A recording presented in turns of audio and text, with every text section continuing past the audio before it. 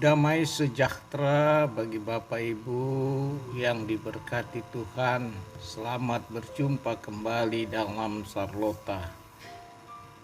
Puji syukur kita boleh berjumpa lagi dalam waktu yang singkat ini untuk merenungkan firman Tuhan di pagi hari ini. Namun sebelum kita merenungkan, mari kita berdoa.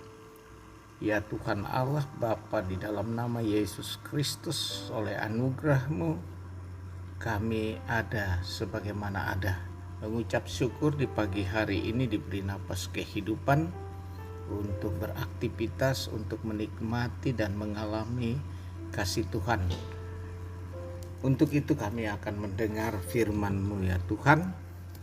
Kuasailah kami dengan kuasa Roh Kudus dan ampunilah kami.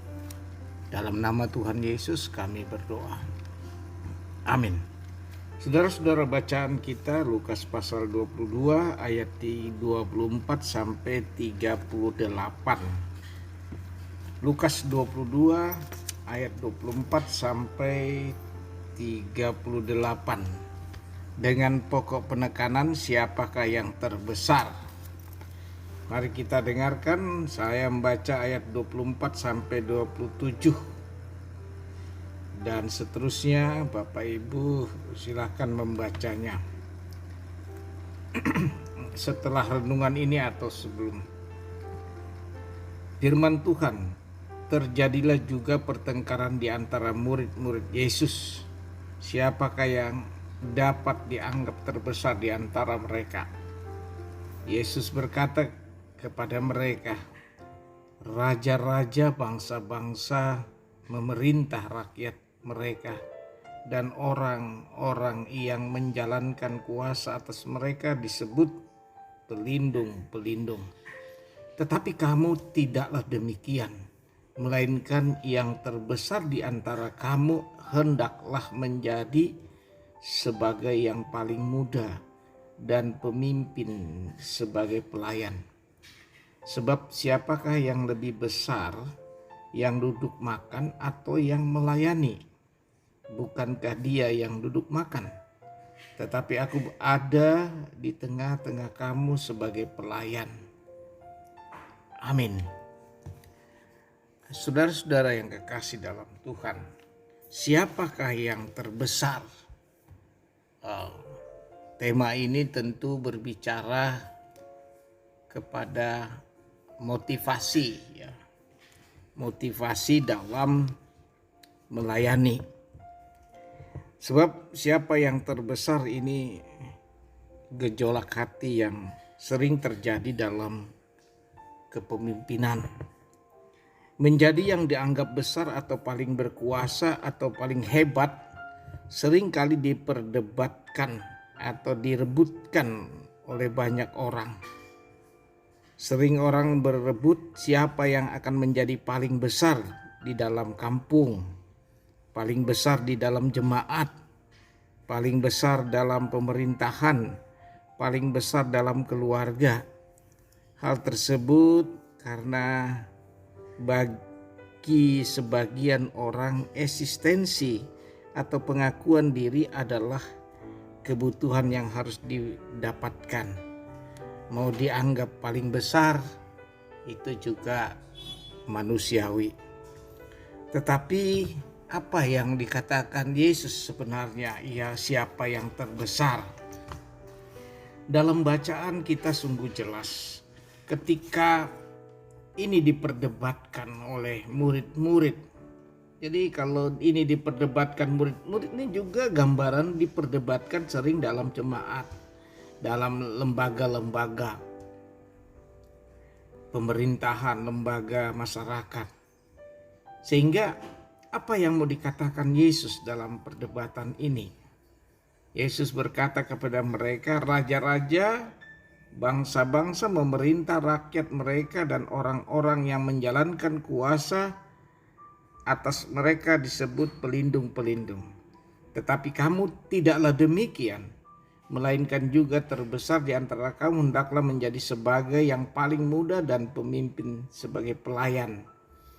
Sebab siapakah yang lebih besar, yang duduk makan atau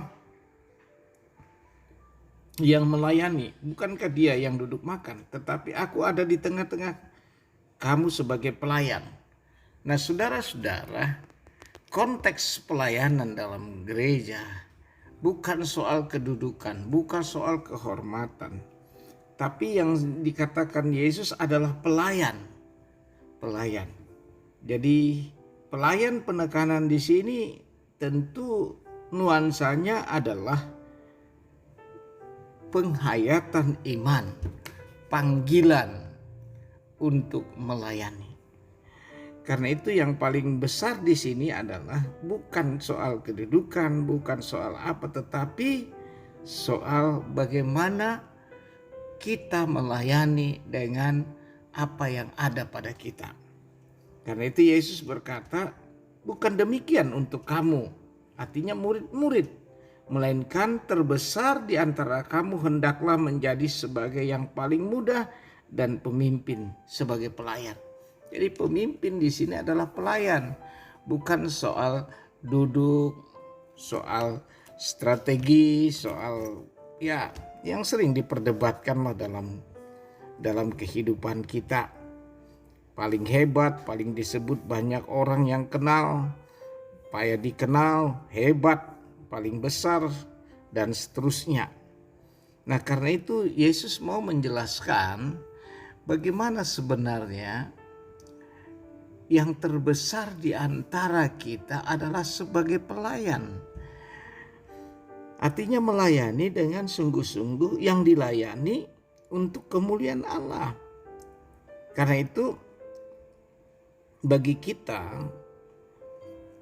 sangatlah penting menghayati apa yang menjadi tugas dan pekerjaan kita.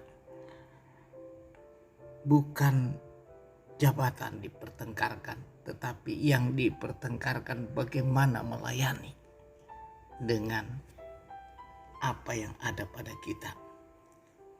Seperti pelayan dalam jemaat, pelayan dalam masyarakat, pelayan dalam rumah tangga. Dan ini sangat penting Bapak, Ibu, saudara-saudara, di mana kita bekerja, di sana kita menjadi pelayan. Entah di pemerintah, entah di swasta, entah di rumah, kita dipanggil menjadi pelayan. Kalau urusan kedudukan, tempat, posisi, biarlah Tuhan yang menempatkan. Biarlah Tuhan yang punya perkara itu. Ketika kita serius melayani, Tuhan akan menempatkan kita sesuai dengan karunia yang ada pada kita. Ini penting bagi kita. Marilah Ibu Bapak, saudara-saudara, apapun posisi kita, apapun profesi kita, jadilah pelayan Tuhan dimanapun kita berada dalam ruang dan waktu yang Tuhan berikan. Terpujilah Kristus dan pelayan yang berpusat kepada Kristus. Kristus menyebut dirinya adalah pelayan. Maka orientasi pelayanan adalah di dalam Kristus. Bukan di organisasi, tapi di dalam Kristus. Amin. Mari kita berdoa. Terima kasih Bapa atas kasih karunia-Mu. Biarlah Tuhan mengajar kami menjadi yang terbesar adalah pelayan, yang berkonsentrasi pada Yesus Kristus. Menjadi pelayan Kristus, itulah yang terbesar. Terima kasih Tuhan, ajar kami untuk itu. Dalam nama Tuhan Yesus kami berdoa, amin. Terimalah berkat Tuhan. Tuhan memberkati engkau dan melindungi engkau. Tuhan menyinari engkau dengan wajah-Nya dan memberi engkau kasih karunia. Tuhan menghadapkan wajah-Nya kepadamu dan memberi engkau damai sejahtera. Amin. Sampai jumpa.